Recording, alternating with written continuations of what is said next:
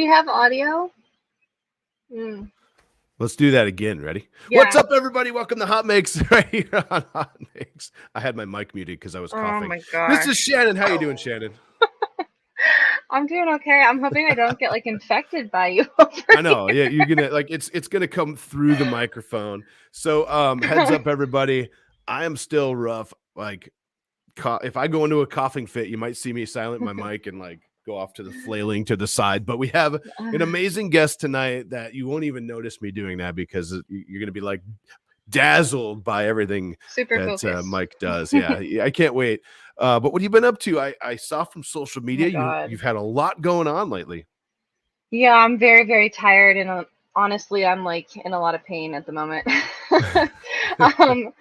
I'm not sick, guys, but I feel like I could be because I work myself way too hard. Let's see, because we weren't here last week, right? So I'm trying to remember what I did last week. I was down for the count last week. Was rough, and it hasn't gone away. It's not great. Whatever this is, plus the bajillion high pollen count right now is not helping anybody. But yeah, you were at some games, right? I was at the Penguins event before we lost, and nobody talked to me about it. If I see any comments about it, I will leave this stream. I woke up today to somebody going, "Your team isn't even good anyway, so just get over it." And I was like, "Oh, immediate block." Nice. But yeah, that was last week. I wound up being at the Pirates game in Ironman, like I did for the Steelers. So the Steelers was just like a fan event, but this was like an actual game. So it was myself and then another member of our local charity team, Pittsburgh Avengers. So we got to do that and walk around. It was really fun. It was just exhausting because I feel like I did, both of those back to back, and Ironman takes a toll on me. It hurts. And then I was in the sun painting all day too. I finally painted this. I don't know if here, I'll show this. So guys, I finally hit this with paint, and I wound up being so good with it until I brought it in the car to come home because I paint elsewhere, and it touched the side of the back. So now, like in the middle of the back, there's just this like black dot, and I don't think I'm gonna fix it. Battle damage. I think this is gonna be like a table prop because there's a lot of cracks and stuff in it. Like you can't see it on here, but it didn't print the best, even with the filling and the sanding. So it was a good test run. It looks awesome from here. And that's what matters. Yeah. Awesome. That's finally painted. I think that's all I did. It sounds out that multi-tone came out great. That's what Kieran said. Yeah. Congrats. Yeah. Thanks. So I got to say, someone a minute ago said, what do you recommend for a first-time 3D FDM printer user with a budget around $1K? I will tell you this. Look at my Twitter in the last 36 hours. You will know what printer I recommend immediately. And I don't even have to say anything. Just trust me. It's worth it. That's all I'm going to say. Look at my Twitter. But yeah, I've been rocking. I put out a video yesterday with some community prints. So I wanted to show those off here. I know we have, Mike on today, and I don't want to take too much time because he's an amazing guest and I'm super pumped to talk to him. But I did a video about some cool stuff that some in the community had sent. Paul Feeney, Andrew, and David Wilson sent me some stuff, and check out the video on my channel if you want to check it out. It is really cool. And I got to say, this one right here, Andrew, and by the way, thank you for the $10 already. He said, I believe it's cold beverages is what he said. So thank you so much, Andrew. Council too. Like, wow. That's right. Council member 008 of the Council of Andrews is what he put.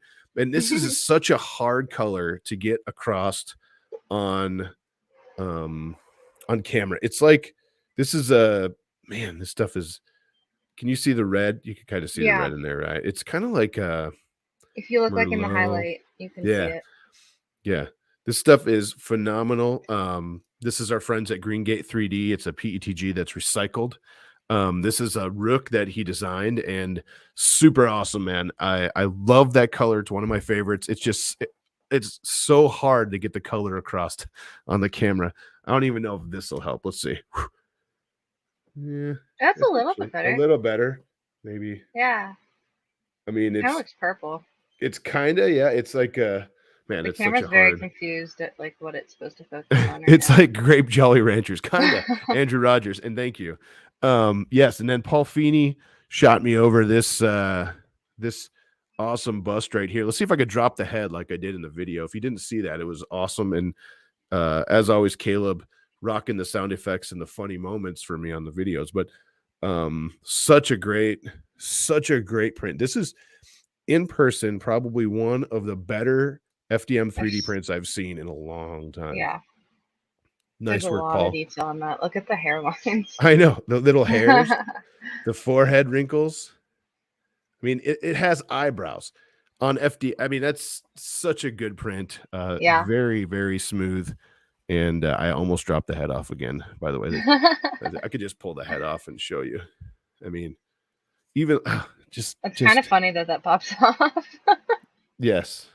Well, it's 2 pieces printed and he upscaled it. If you're with us, Paul, I didn't see him in here yet, but if you're with us, tell us what size. And last but not least, David Wilson, he sent me over one of these phenomenal clocks. Wow. This thing is awesome. It's got all like a ton of gears in the back. If it's actually spinning right now, I'm holding it all silly, but it all moves. Let's see if I can get it to turn. There we go. This is when Jim breaks it on stream. I hope not. I hope not. I will see, David, this print, everything on here looks great. Let's see if I can get this up close and personal a little bit. Super nice.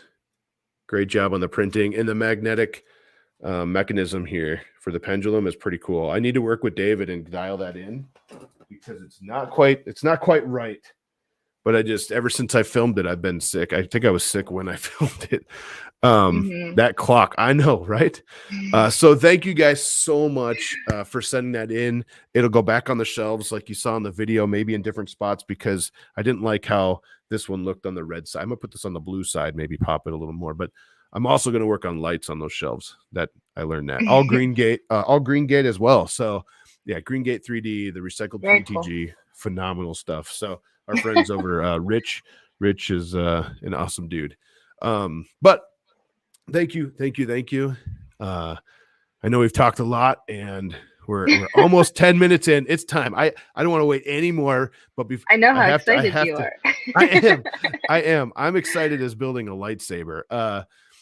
So real quick, before we go anywhere, any of the hot makes you see tonight, you'll find them in the description below. All you got to do is find the Google Doc, look for episode 103, and we'll get you moving. And I believe we're everywhere again, right? We are everywhere. I actually pulled up to see how many subs we have on the main channel right now, guys. We're still under 700, but we're slowly nearing that 1K mark. So make sure you're subbed on the main channel. I saw that mic mute. Yes, but we're on Twitch, we're on Facebook, we're on YouTube, everything. So nothing has changed on that front, but we welcome you guys from every which part of the internet you might be coming from. And Carl, I absolutely need one of your night sabers here. Just a heads up, Carl chatted me and said, "Hey, did you get my hot make?" Yeah, you tagged at Hot Makes the show, which is the channel, which is awesome. Do that, but you got to check hashtag Hot Makes for me to see, because anything tagged with the hashtag Hot Makes goes into a spreadsheet automatically, and then I go through all that. So that's why I didn't see it, but I did grab it, Carl. I have your thing. I'm not going to show it up, but all right. Without further ado, I am super pumped and excited. We've been talking with Mike for, it seems like, months now. Finally, the stars aligned. We had the blood moon last night and the amazing eclipse. And ladies and gentlemen, Mike, how you doing? Hey, I'm very well, very well. Hi. Brilliant to come on. I would love to say your last name, but we already established that I can't. So it's Mike. How do you say it again? It's Mike Baddeley. Baddeley? Baddeley. All right. I'm going to go with Mike.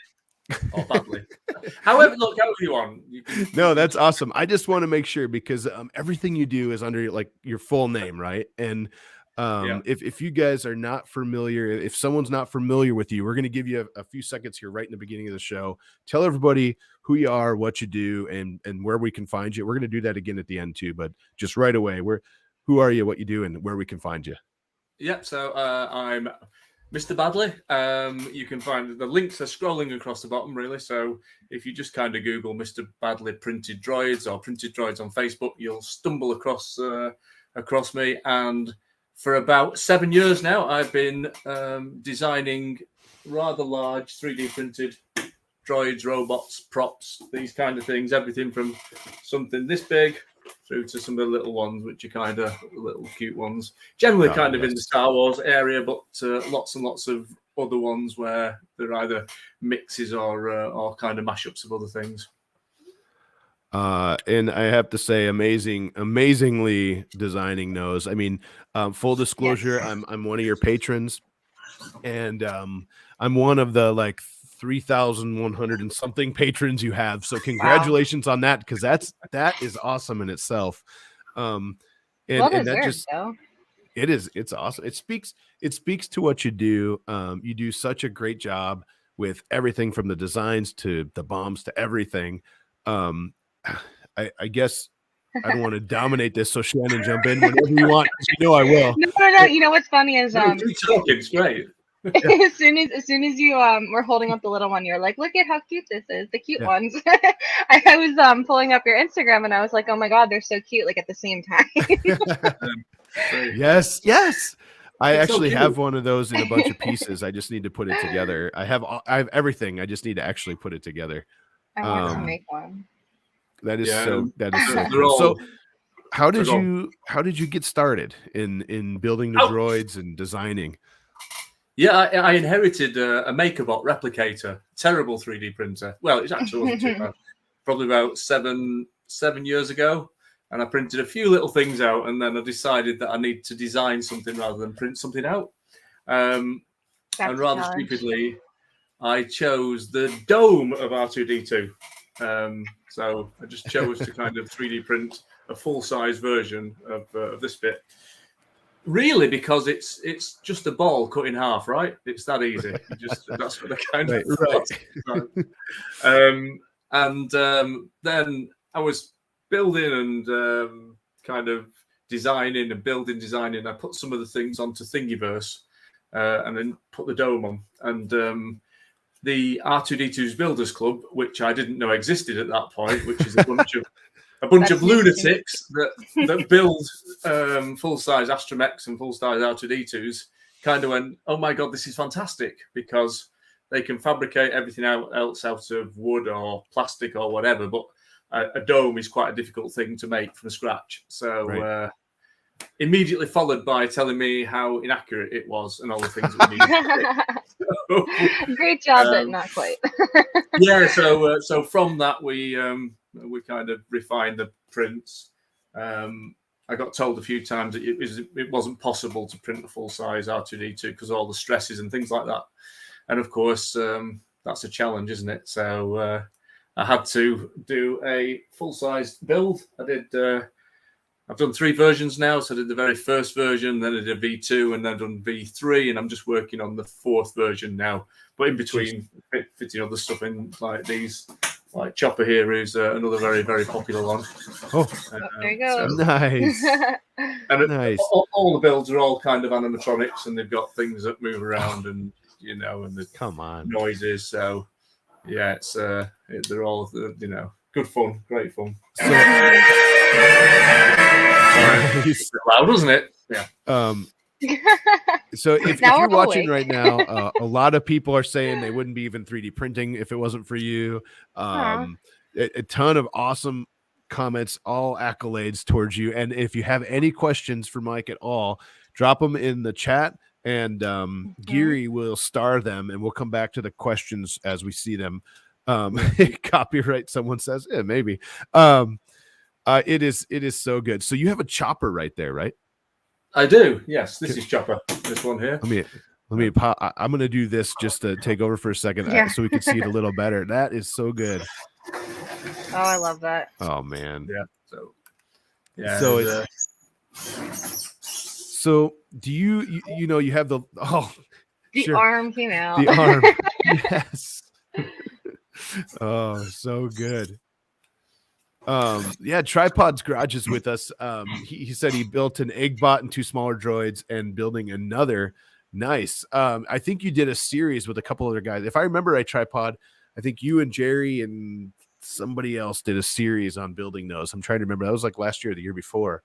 And that's like the first time I started seeing these mini droids, because I'm terrible with keeping up with stuff. I was like, wait a minute, they're building these together. I need to check this out. And then when we had Sam on, it was just like yeah. Sam's the first guy I met from the R2 Builders Club. So I was kind of designing and throwing things up, and I think he'd contacted me on Facebook and he'd asked me if I could design a gear for the dome, for the inside of the dome.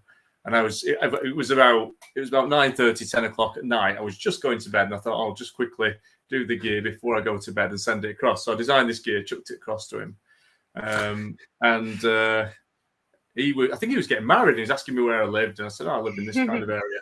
And then I turned up one day, and there was a keg of beer sat on the front doorstep. Well, that's how you do it.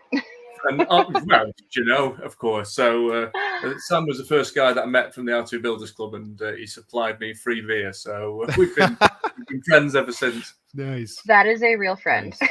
It is. It is. Magic beer on the doorstep. You can't wish for much more than that. Carl from Knack 3D Designs has the belt printers, and doing a lot with the belt printers. And he said he's been asked more than once if he can print some R2 legs on the White Knight in one piece, like one go. That would be a great idea. That's a great use for that too, Carl. Yeah. I love it. I wish I had one of those. There's so many things you could do. It was Tripod, Sam, Jerry, and DeWitt and Off Axis that were all building droids at one time, and they're all building your droids, which is really cool. Yeah. So I think that's like a community standard now too. Like so many people want to like get into 3D printing just for printing droids now. It's just something I've heard a lot come up like in the last. It's madness. We've got just under 15,000 on the Facebook group. Oh boy. And that's just the people that are like really dedicated to it. Like, because I know people that don't even know that existed, like I didn't until now who want to do that. So that's crazy. That's a lot of people. Marcel says, ask him about the BR2U droid. Oh yeah, that's the beer droid. See, there's a bit of a theme going on here, isn't there? Yeah. Oh my gosh. He gets up and the room just gets better and better. This is the BR2U droid. So nice. And so this one that kind of drives along and he steers with his arms, so the arms kind of move as he's driving, cool. Like that, and it's kind of like that. But the best thing is it's got a beer delivery system. So yes, you get 2 cans in there. This is on servos and it lifts the cans up. So great for barbecues. Drives around, stops, and flips up. Man, out comes some beer. So is that like remote controlled, or do you have it like on a timer, just kind of? Yeah, it's remote controlled. So yeah, it's kind of RC controlled. Be good on the timer. He has it on an RFID track. It drives over to his fridge and then it comes back around like every 15 minutes. Follows you around. Exactly. If it could just show up, and like replenish the drink every half hour. So good. I would not be upset. So I gotta say, so how do these designs? Do you design the ones you see? You design stuff like this, but you just made up, right? How does that come to be? Where do you start with a design and kind of take us through your process, kind of? So it depends on what references is there. I know somebody mentioned something about copyright before, which is quite an interesting one. But the R2D2 Builders Club have got a really strong relationship with both Disney and Lucasfilm, and they provide some of the droids for the movies, and they do some of the red carpet events and charity work and all that kind of stuff. So they've been given access to the original blueprints for R2D2 and some of the original models, so that R2D2 is incredibly well documented. Chopper, again, there's lots of reference material out there. So the first thing I tend to do is block out the character. I personally like to go down to crazy amounts of detail to get these things accurate. And the chopper, this chopper is literally pixel perfect to the one that you'll see in the animated series. It's amazing. I mean, there's details on there that you never pick up on. So, and if you're kind of designing and you're a little bit OCD, Chopper is not the robot for you at all. Every angle is slightly off. It's madness. So if you kind of look at this light here, this light sits between two orange panels. It's slightly on askew. It's not perfectly square. Everything in Chopper's slightly off. Just because he's a cranky character and he kind of, he's a little bucket of bolts. But when you're trying to design it, what I was struggling with was trying to fix things. I thought, well, I could just make it all square, but that's not the character. So start off with that, blocking it, and then once you blocked it, then it's a matter of trying to squeeze everything in, which from an animation perspective, and thinking up different mechanisms for like the arms. I mean, the Chopper was particularly difficult because he's got these two arms that kind of come out, and of course, because it's an animated series, the original Chopper doesn't suffer from physics. He doesn't have to have it because the animators just go, "Oh, we'll make his arms." It doesn't have to make sense. It doesn't make sense, yeah. So you're trying to get everything physics to work, but compromise. But yeah, they're quite. I mean, the sophisticated animatronics models. So they've got lots and lots of servos. I think this one's got about 12, 15 servos in it. Some of them, and they've all on timers so that you can kind of get all of the different little animations and stuff. So I was curious earlier when he popped the arm out, how that was rigged up, if you were hitting something or if it was just set to go. Yeah, they're running on a sort of a animation timer. So what you do is you set the timer off running, and then the arm kind of comes out. You can see that there. Cool. So is the timer triggered by your radio there? It's an Xbox controller. Oh, nice. I love it. Xbox 360 controller. That's the only way to control it. So you can run it through RC or whatever, but the Xbox controller is pretty cool as well. That's awesome. I never even, I'm not gonna lie, I've never even thought of using an Xbox controller. That's the only acceptable use for it now. From now on. I think so. It's there's where's the other one? Real quick, Michael Grugel, $10 Cold Medicine Fund. Thank you so much. Aww. Fix some dude. Anyways, so any advice Shannon, do you have a question? I keep jumping in, so jump in if you want. No, I wanted to know those electronics. Really, that's the thing that's in my head right now. And I see the little BB-8 hiding out in the background too. That thing that catches me. That's what I wanted to make if I made a droid. And it's on my bucket list at some point in life, but I'm not as dedicated as you guys. I would start it and then just leave it there. That's probably what would happen. The BB-8 is one of the most complicated and probably one of the most expensive ones to build out of all of them. Yeah, that sounds like something that I would pick. That's a good choice, yeah. Is that because of the mechanism inside? The amazing thing now is the access we've got to technology and the price of it. The little Arduinos, I don't know if you played with these things, but they're small small electronic controllers, and they're I don't know, $15 or whatever, really cheap. You can get, so all you really need is an Arduino, a few servos, a few LEDs. There's some great Adafruit lights. Hey, sounds like rescue. I can do that. It's doable. It's doable. I mean, the thing is that these little babies, these ones here, they've literally got 3 servos in. So there's a tiny servo which does the dome, and then there's 2 servos that do the drives at the feet, and that's it. And effectively, that's in a basic R2D2, a full-size one, that's what you've got. You've got 2 foot motors, and you've got a dome motor, and then you've pretty much got the character. So wow, they look complex, but they're not too bad, really. It's so good. So how many? Say I'm not on your Patreon yet. It seems like half the chat's in your Patreon, which is amazing, by the way. And but if I'm not there, how many models, mini or otherwise, do you have out there for us to come and jump in and print? Or do you know? I don't know. I have no idea. There's thousands and thousands and thousands of files. Now, the reason for that is if you just take R2D2, for example, there's R0, R2, R3, 4, 5, 6, 7, 8, 9. So you can put different domes on them. You can paint them different colors. So just on the Astromechs, you've got a load of combinations. There's a couple of versions of choppers, and then there's all of the small ones. So you're up to the couple of hundred different kind of varieties. Well, I did see it. Like, it's fun because you have fun with the domes, like on the mini ones too. You'll do like pumpkins and this random stuff. Right. And that's so much I cool. was looking at like Instagram, how like your last post is that Frankenstein that's on the top of there. The Frankenstein copy, yeah, that was a very cool one. That was the Halloween ones that we did. Nice. Tech Dad 47, ask him about the D0 droid. It's so cool. The D0, yeah. So that's the DO. Ask him about the one that's in the back under the shelf. No. This is DO, yeah. It's not powered up, but effectively it's a single wheel, as you can see, that actually is fully controllable and steers and can spin round. Wow. It's it's quite a complicated one because this one's got a small, what's called an IMU, which is a sensor that can detect if it's tilting, and then it self-balances. That's cool. It's basically a big self-balancing wheel, which has got about 1.5 kilos of lead shot in it, so it's quite heavy.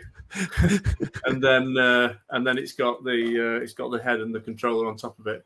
But the domes on here are printed out of LW PLA, which is the lightweight PLA.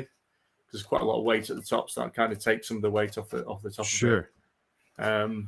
And it's quite clever. The secret of DO is it's actually what's called a tank drive. So the two drive tires are these two here, and this is just a pretend floating wheel that's in the middle. So that's how it kind of, you can start to steer him and move him around. See, gotcha. Like a little dog. He's lovely. I love it. That's so cute. So it's very, very popular from Rise of Skywalker, from that movie there. So, if anybody has some sweet droids you want to shoot over for the shelves, if they fit on the shelves, I will put one on the shelf. As I should measure. I should probably give measurements, like what size these shelves are, because I'm gonna, someone will ship. No, we'll just put everything on it. There you go. Here, let me I got this. So in the background, we got this. There's a video. Share this. There you go. Boom. There you go. There he is. Yeah, that's. So it drives around. Oh, that's phenomenal. Yeah. It's It was an interesting story. There was, I think it was just when they announced the movie, The Rise of Skywalker, they had Dio roll out on stage at Celebration at one of the big Star Wars events, and my email went mad as everybody's like, "You've got to do that! You've got to do that!" And literally, I thought, "Yeah, I'll have a look at it." And then I went to bed, and I woke up the following morning, and one of the guys had got the model on Thingiverse. Like, this was while I was sleeping, fully designed, kind of up there. So I didn't touch it for about 4 or 5 months, and then I was just sat thinking one day, and I thought, there's the balancing mechanism and getting it to drive is really, really difficult, really tough. And I thought, I bet nobody's going to do that. So that's when I started to do the first one. I got the first one out in time for the movie, which didn't have a self-balancing mechanism. It used to kind of speed up and then slow down so that it didn't rock too much. And then once I've got the self-balancing mechanism, and you can have great fun. I mean, if you take a corner sharp, it'll go onto one wheel, tilt over, and tilt back again. It's great fun to ride. Does he have the sound chip of his little one-liner? He does. In the movie? Yeah, nice. I think there's about 12 sounds, or 12 voices, if you like, that's in there. So wow, and it's all controlled by little switches. And then there's a variant which is very popular, which is this one's called Dobby. So this nice. That I did. So Dobby's effectively a DO, really. So you can basically take the head off and these two side skins off and convert it back to a DO. So the idea with this is if you've printed and gone to the trouble of building all the electronics, literally one connector, and you can actually swap the head and make it look, completely different. Wow. the challenge with Dobby is driving him to know which way is front, because his head spins round, so it effectively can reverse the controls, if that makes sense, which can confuse the hell out of people. Which is That's why funny. he's got shoulders that are different, so you can at least have some indication of when he's going forward or not. That's awesome. Caleb said, wasn't that the concept design for BB-8? Yes, yeah, it was one of the concept. The concept artwork's great for kind of inspiration for building some of the remixes and some of the ones that are quite unique. The other popular one.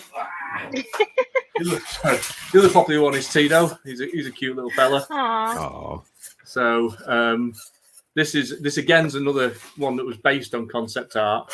Got a head that turns all on servos. It's got the most useless track system, really, because the idea of tracks is supposed to all stay in contact with the floor. But this one's powered from the shoulder, and then there's two flexible threads. So it's like tiptoeing, It's tiptoeing, yeah, Yeah. and then it's got a printed caster on the back, which just lets it spin around. So is that track all printed in TPU? Yeah, this is I think it's Ninja Okay. Flex TPU. And is it all one piece, or is that like separate pieces? That's all one piece. One piece. Okay, nice. But he's a print. But I did do his big brother. We've also done, which I'll show you the track off that one. So that's Holy. That's the track off. Yes, well done, Kerry. Wow. So that's one of the tracks off the full size version of Tito. So what? How much filament was that? That's what I want to know. Just that one track. There's probably about I reckon at least half a kilo, if not 3/4 of a kilo, on that. And that's all TPU as well. I believe it. So what's when you're doing those TPU tracks? What settings do you print them at? Like, I made the mistake. Apparently, Sam called me out. I printed some last night on a very, very fast printer to see if it would actually work, and I used like 50% infill. And he's like, "Whoa, too much." I don't even do that on like normal. Yeah. So what when you're printing those like individual tracks and they all piece together, what do you use, like what settings wise, for us, new people into this? Yeah, the statement I always use with TPU is hot and slow. So if you think it's too slow, slow it down a little bit. The problem with TPU is it's kind of like spaghetti, so it can wrap around your extruder. So if you slow it down and the nozzle's hot, it's not going to back up. I do mine at about 20% infill and about 4 or 5 outer layers wall thickness. Just really because it gives you that extra wear and tear. But to be honest, I've got TPU tracks on the R2 that's now 7 years old, and it hardly looks worn. I mean, the TPU is incredibly hard wearing. It's fantastic stuff. Nice. Well, now I know. I've only ever printed one thing out of TPU, and it didn't go the way I wanted it to because I didn't mess with the settings, and I think I just did everything to either too much infill or whatever it may have been, because I didn't really pay attention at the time, and I don't remember now, but it was the neck for rescue, for like the Iron Man rescue stuff. I was like, I want to be able to bend, and it doesn't bend that way because I think I filled it too much. There's different types of TPUs, because there's what they call Shore ratings, which is the hardness of TPU. Well, I think it was just the standard Ninja Flex stuff, like you had just mentioned. Okay, if I remember correctly. Yeah. It was a good like 2 years ago. It's like a floppy wet noodle. That's it. Yeah, the Ninja Flex is kind of I think it's 85A, which is like wet spaghetti. Yeah. They also do Ninja Flex Cheetah, which is a lot harder. But whatever I got would have been easy to print. I think I'm using the Polymaker 95. I believe that's the one. Yeah, the Polymaker. And so we had a couple quick questions. Ed C, how does he decide what he needs for the electronics? By research and reading lots of things and working out.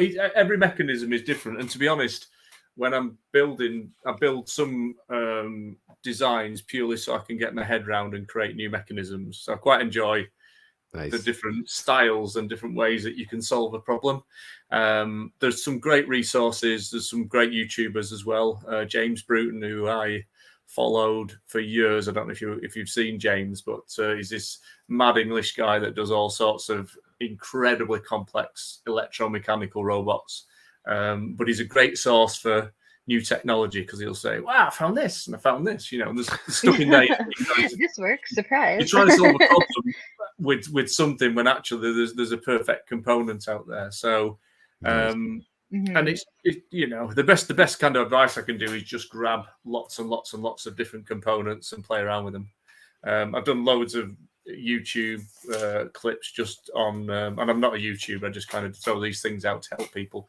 But loads of YouTube clips on starting with electronics, because that's one of the biggest kind of ramps that everybody goes about. Goes, oh, how would you do that? And you do it by buying some components, blowing some stuff up, making a bit of smoke, and then eventually learning what you've got to do with it. I think that's awesome. Well, that's pretty much everything. You just got to dive in and learn as you go. Right. The Facebook group is huge for help. In your Patreon, when you open the files, I mean, you have how-tos, like step-by-steps. You have all the good stuff in there. Someone said, off Access FPV says, ask him how many have failed. There you go. All of them. All of them.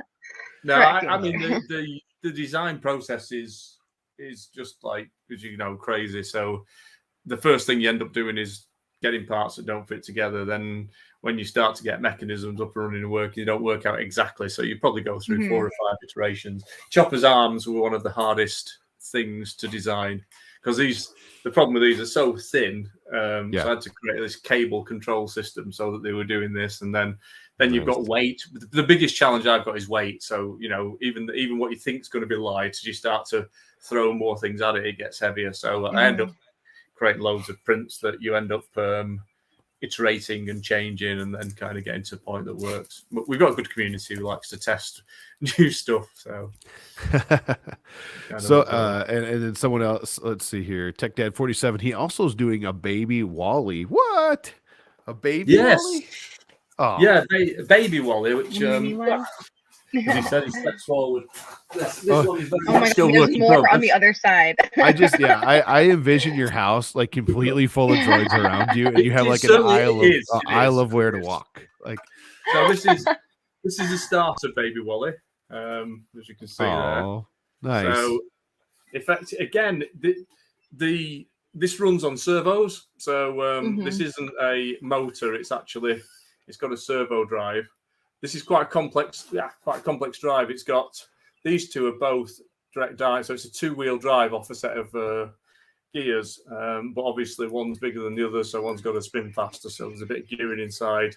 There's a single print flex belt that goes over that. Sure. So there's 2 drives either side, and then you've got this rather mad arm which kind of goes in and out, up and down. It actually rotates as well. And then it's got a little gripper at the end, which will open and close. There's loads of animation on this one, and so I've got another one to go on that side. And then there's I don't think I've got the head mechanism somewhere in the shed. I think it might be in the house actually, but there's quite a complex kind of head and neck mechanism that sits on it as well. Super cool. Actually, I lie. I've got it over there. I've got the neck mechanism.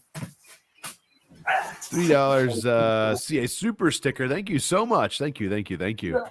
No. Marcel. Yeah, so this is the start of the neck mechanism. Wow. So this is quite an interesting one because this has got a kind of a lift, which you can see there. Oh, yeah. And this is for the neck, so that lifts up and down. But that was quite a complicated build because I don't know if you can see there's some gears in the middle that make sure that this stays perpendicular with this, but it can still lift. Got it. And it's got to be strong enough to carry quite a heavy head weight. Behind the scenes here. I like it. Yeah. I went to it's a lot of work. The head's a bit big on this one actually, so I may end up reducing the head just because of the weight on it. But so Wally's a work in progress at the moment. It looks like you're building a mini Wally, but it's really going to be like not so mini when you're done. I mean, how big are you envisioning this thing? You know, like your mini R2s or bigger? It'll be probably about the same size as Dio, that kind of size, really. Nice. They're so The cute. problem I've got is every time I start to design something, somebody in the group goes, "But I hope his eyes are going to move, and I hope his head's going to move, and I hope his neck's going to move." And then you're under pressure. Yeah, of course to it finish is. it all. Of course it is. And I love animatronics. I mean, I kind of watched the making of movies since I was small, and so to have all of these things where you can do fully animatronic stuff at your fingertips is brilliant. I love that you can still do it, especially like with how many movies, not necessarily Star Wars, but just in general, that are going full CGI instead of even having a base. I love seeing like I just love seeing that you can still create them. Yeah, I mean, I've always been interested in the practical effects, and then when CGI came out, it was quite a sad day for me, that I've got to say, because it spoiled the magic is creating something that's real. And then just recently they've gone back to practical effects, which are supported or augmented with CGI. So that's so cool, Yeah. I mean, now they're actually back to building big. Well, now the makers can actually make stuff, and then if you want to enhance it with like you said, with the augmented reality or whatever, throw it on top, which is great because then you have the best of both worlds, right? I feel like it's even. I don't think it's better or anything, but I think that it just proves like how much more like creative we can be, though, if we're out here like replicating these things that are now CGI and like making them real without CGI. YouTube's made a massive difference because it's connected makers all over the planet, and they're learning off each other. I think if you could get some 1970s or 1980s filmmakers and see what people are making in their shed now, they'd be like, "Wow, this is fantastic." They're doing stuff that's film quality, really, in a lot of cases. And just the finishing and painting, like the Green Goblin mask you showed before. I mean, it's magnificent. This kind of stuff that people are just, fabricating in the house, really, prop building. That's exactly. And 3D printing in general has like really blown that up as well. Yeah, because you can make stuff now that you can't make any other way. Some stuff you can't print. I mean, I'm sorry. Some stuff you can't make any other way but being printed. There's stuff that has to print from the bottom up and like form together, otherwise you'd never do it. And I absolutely love it. I think that also just like the accessibility to 3D printing, because it's come a long way, and especially with how cheap like the printers can be now as like a starting printer, and I believe MakerDeck is Chris that's lurking in the chat, just so we're aware. We do have Star Wars Chris in the chat. Chris Perillo is a huge Star Wars fan, and has a ton of awesome Star Wars memorabilia and all sorts of cool stuff, and super awesome guy. He does something called MakerDeck, which allows, like, if you're printing something, you can actually drop it on MakerDeck while it's printing, and you can tune in and just see what other people are printing from all over the world. So what we're getting at is somebody really cool. in the chat needs to tackle a mini droid on MakerDeck. Yes, you can build a mini droid with your mini, and Chris. then show Mike your progress. Yes. Yeah. So I think we got about 15 minutes left. On the show, we do something called Hot Makes, which is anyone out there can submit something with a hashtag HotMakes on the Twitters, and we show off some of that stuff during every show. And this week it's a little bit abbreviated because Mike is here, and he's such an awesome guest. All you have to do is look to the side of him right there. Like, that picture says 1,000 words. And I'm sure if anyone else is like me, they're like, "Ooh, what's behind that one? What's behind that one?" Well, I mean, he just proved it was behind all of that. Yeah, I could show you loads of things on there. There's all sorts of kind of builds and stuff. He's just like, "Hang on, I got C-3PO right here," and he pulls up like a full. Oh my god! If you pull up a C-3PO, I'm gonna freak out here, right? No, mouse droid. That's quite cool. Oh, there you go. Awesome. Full-size mouse droid. This is quite big, actually. I didn't realize, but the dome on this, well, not the dome, the shell on this wouldn't fit on a 500 bed. So this doesn't fit on a 500 mil bed. It's massive. It's quite large. So that's quite a cool one. And also, it's interesting because these are old 1970s printed circuit boards. that you have to kind of research what they look like to create the STLs. So you actually, you're printing technology from the 1970s to get accuracy of the actual make and the build. Well, these are the cute. That's cool. Chris says that's not a mouse; it's an elephant. But yeah, let's jump into some hot makes. Let's see what is going on this week in the hot makes world. And yeah, let's do it, ladies and gentlemen. Let's do some hot makes.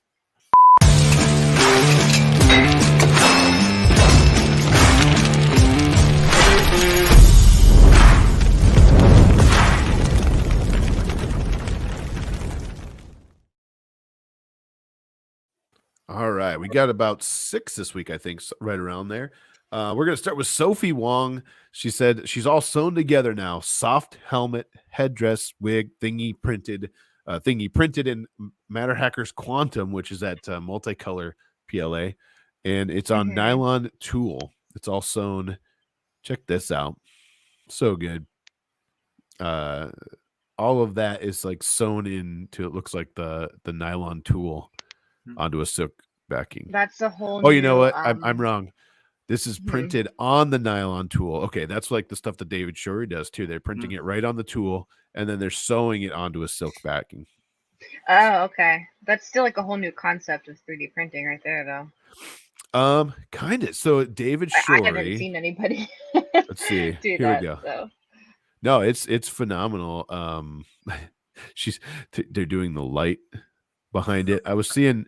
So David Shorey and a lot of other people have been playing with printing on fabric for a few years, and this is just stuff like this you can take to a whole new level.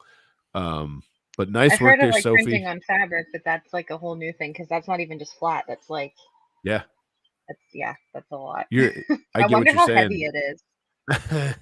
Like how much the infill would be. Right. We were talking about infill earlier. I wonder what I know. You put that on and it's 2 pounds or whatever, 5 pounds of PLA. All right, what do we got next? Allison 3D continuing to experiment with light, texture, and color and shapes. Nevertheless, 3D printers can provide such sensory stimulation. I'll just do this. Check that out. I think I saw this or a rendition of it earlier in the week as well, and I sat there and I just watched it do its thing for a very long time. It's I could probably watch this all day. And the transitions there were very good, Allison. Yeah, David printed it a couple entire dresses. Someone was pointing out it. There you go. That is so good. Nice work there, Allison 3D. I gotta love those. All right, what's next? Graffiti. So this is let's see, sculpted by Sid Neek, I think. Correct me in the chat. I say it wrong every single time. I apologize there. I wear it nice. So this is printed. It's resin printed on a phenom with Soriatech resin, and check that out. Wow. Obviously painted, right? I don't know if it's the print though, or if it's the painting skills there, but it's probably both. Both. Graffiti is like that very first picture. Oh. Yeah. So good. I mean, just the texture and the hair and the pieces right here over the hair. Man. There you go. So I'm amazed by how you finish your droids, like behind you right here. And I suck at painting, so that's something I'll have to figure out. But excuse me, but I imagine that's a whole nother part. Not only you have to build it, put it together, make it work animatronically, you got to paint it and make it look good too, right? No, the whole Facebook group is a sanding and filling paste cut group. That's all we do. We sand, we fill, we sand, we fill, we sand. That's pretty much how the Ironman group is too, and it's obnoxious. And I don't want to sand anything ever again, but I do. Well, in the UK, we've got this magnificent stuff called spray putty, which you can't get in the US. Somebody said something about that the other day, and I was like, I can't get that here. It's madness because I mean, literally, like Chopper was straight off the printer, about 5-6 coats of spray putty, and then probably about 45 minutes worth of sanding and then painting, and that was it. I mean, wow, because it's brilliant stuff. It kind of goes on thick, but it doesn't take any of the detail out of the print. So it kind of it's weird to describe, but where you've got details and edges, it'll just stop at the end. It'll pool around the edges, so it doesn't take the details out. And then when it dries, and it takes all the layer lines out. So when you're sanding, you're only sanding the spray putty back. You're not actually sanding the plastic. It's been revolutionary, to be honest. Wow. But it's just a nightmare. You can't get it in the US. So I think I wrote to the company that made it, which is in the Netherlands, to see if they would export to the US, but they're just not. Don't seem to be interested in it. There you go. There you go. You can make some. Well, yeah. Now I need to check this out. Spray putty. I might have even watched that video. I'm trying to remember. I think that video went around this week because I do remember seeing something on it. I don't know if it's the same one that chat's mentioning though. Yeah, we've all got like 60 cans of it in the UK. Everybody's got 50 cans of it sat around. So, what do we got next here? Ethan's dad, when I wasn't looking, these guys started a band. What would you think they should name it? Let us know in the chat what you guys think that these guys should name their band. What's your first thing? What would you name the band if you saw this, Mike? That's perfect. Idea. Oh. No, that's a good name for a band. So it's a collection of Marvel and Disney by the looks of it. Yep. With a Viking thrown in. Everything should have Vikings in it, I think. Yeah. I like that little Moon Knight. Yeah. His little cape. It's so good. Wexter's models are so good. What do we got? Roughly Drifters. Let's see. The Toolbox. Thunder Malmoon. That's funny. I always wanted to start a band called We're Done. Okay. So in the very beginning, you could come out, the crowd's cheering. You'd be like, "Thank you, we're done," and then just turn around and walk off just for fun, just for fun one time. Anyways, oh boy. Yeah, dad jokes. You could play at the bar called Puzzles. Just saying. That went like over everyone's head. I'm just gonna like see myself out, age myself, and then just leave. You're good. Where I went in the city I went to high school, there's a bar called the Library. So you just be like, I'm going to the library, and like nowadays people will be like, what's that? What do you mean you're gonna go to the library? But back when it was actually created, that was a fun thing. You tell your parents, I'm going to go to the library. One person, the 3 blind mice, somebody said, mooning you. I love it. All right, what do we got next? First layer, here you go. The first layer said the battery's charged. The DO's battery was empty. Therefore, he's a little too late for May the 4th be with you. But looking at this awesome model, but this looks like one from you know what? I bet you this is an animatronic. This looks like it's one from WF3D printing. Yeah. It's a good print though. Beautiful. Very cool. And I need to know who this person is. Let's follow him. There we go. Nice. Oh, there's some more pictures. Very nice. Look at that. Yeah, the first blurry pictures when the movie came out, he was it looked like he was about as thin as thin as a dime, not kind of fat wheels. So a load of builders made really tiny, thin ones like plate wheels until the actual film came out. Yeah. And that's interesting how that evolution is, right? Everybody's like, okay, let's make it. And then you see the movie and you're like, total redesign. All right. The wheel but people jump on that, not even just Star Wars, but like cosplayers do it. And it drives me mad because even I've tried to do that. And I'm like, but it's not going to be right. Why does everybody want to do this off the bat? Because you're going to have to make changes to it. It's the speed. It's like I said, overnight there's designs coming out as soon as something comes out. It's crazy now, absolutely crazy. Yeah. I'm brilliant. Someone lost an Alexa. That's funny. That made me laugh. All right, last but not least, Willow Creative. She's phenomenal in the cosplay maker world here. And this one that she's working on, if you can say the name of this, let me know how that's a Savathun facial movements. And this is looks like a Destiny 2 cosplay. And so this is all, there you go. It's all moved by her jaw. See? Wow. I love it. That's like one of the only games that I play. So nice. Couldn't tell you how to say that though, because I haven't played it in forever. But yeah, she does some phenomenal work as well. And if you haven't checked out Willow, you got to check out Willow Creative. Such an awesome maker in the community there. Let's see. This is the inside. Let's go look here. So that's the inside. So the jaw, you put your jaw here. And when you open your mouth, it does all the movements with the jaw movement. I really am curious, like, how the vision is out of that, if there is any.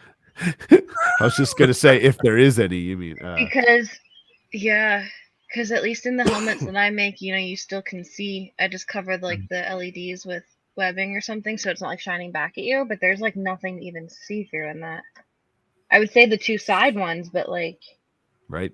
The LED's like right in the middle there. Yeah, I was wondering. Let's see. Here's the LEDs. 3 simple LEDs. She said, "It's crazy." But nice work there, Willow. I know we're running here. But I gotta see this one more time. There you go.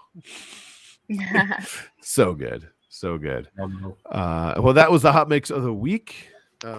I know we're up against the clock as well. I know we could talk to you for another 2 hours. I know it's also about 1 a.m. for you. So it is. What she said, she says small crack around the LEDs to see past. That's still like such a small amount of space though, because I know I have like the whole lens to see out of, and I still can't see what I want to see. That is crazy. I mean, well, before we go, you can do that. Right, Mike, I don't want to keep you too much longer than we promised, but before we go, one more time, could you tell everybody who you are, where we find you, and all the good stuff? We'll just leave it up to you. Whatever you want to say. The time is yours. Yeah, just do a search for Mr. Baddeley's printed droid. It's scrolling along the bottom for Patreon. But join the Facebook group. We've got about 14,000 members. The main thing about the Facebook group is it's a community of really, really, really nice people. We work very, very hard that everybody in the Facebook group helps everybody else out. So it's not just kind of a builders group. It's a group where people kind of support and help. So and that's me. And as I said, it's scrolling across the bottom of the screen, which I think everybody can see. And there's links, I think, on the stream as well. So definitely links on the stream for everybody else. Anybody who's at Celebration... The Star Wars Celebration in Anaheim, very soon, which is very soon. It's a week and a bit's time. I'll be there for the 4 days. Nice. I'll probably be in the steam room because I'm doing some talks on Chopper, this little fella here, about the character about Chopper and the building of Chopper. So pop along and say hi. Oh, very cool. You're actually talking at Celebration. Are you bringing Chopper with you? No, look. Well, no. Somebody else is bringing one of my design choppers, so I can use that as a talking point. I don't need to smuggle it onto an airplane. I think it would take a seat on its own. Chopper requires his own seat. He does, yes. That's awesome. Well, I hope if anyone's out in that part of the world or can get there when Celebration comes, they come and say hi. I am jealous. I wish I could go out. But yeah, if you have not checked out his Patreon or Patreon, you got to do that. There's so much gold in there. Even if you built one thing, it is totally worth it to see everything else there, and just dive in, become a patron, and build some stuff. That right there, you could have an army of minis. Don't test me. Ooh, no, it's what I want to do, but I need to paint like an army of droids that are Pittsburgh colors. Right. Great to see you, Mr. B. It's great to see Mr. B cursing you as I order 4 rolls of TPU for Wally tracks. He's an emotional support droid. You should bring him on the plane. There you go. That was fun. Awesome. Well, everybody else, thank you so much for coming tonight. Thank you so much, Mike, for being here. Shannon, anything else before we go? That's really it. I'm exhausted, guys, but thanks for coming on. And I enjoyed this because I really when I first started printing, I wanted to do a droid, and it just never happened yet. So now it's like you guys are like peer pressuring me to do it. So Yes, do it. Got to build one. I'm gonna have We'll help to. you. We'll convince you. We'll support you. Jump I'll on do the it. I'll try to do it later this year. jump on the Facebook group, and they are awesome out there as well. But everybody else, thank you so much. Mike, stay with us. We'll be right back with you. And everybody else, have a great week. Get healthy. And Shannon, don't blow away. Yeah, and we will I'm under see tornado warning. if we start seeing everything shake, we'll we're good. But it's everybody else it was 10 minutes ago. Oh, nice. Have a great week, everybody. We'll see you next week. Bye, guys. Later. Bye, everybody.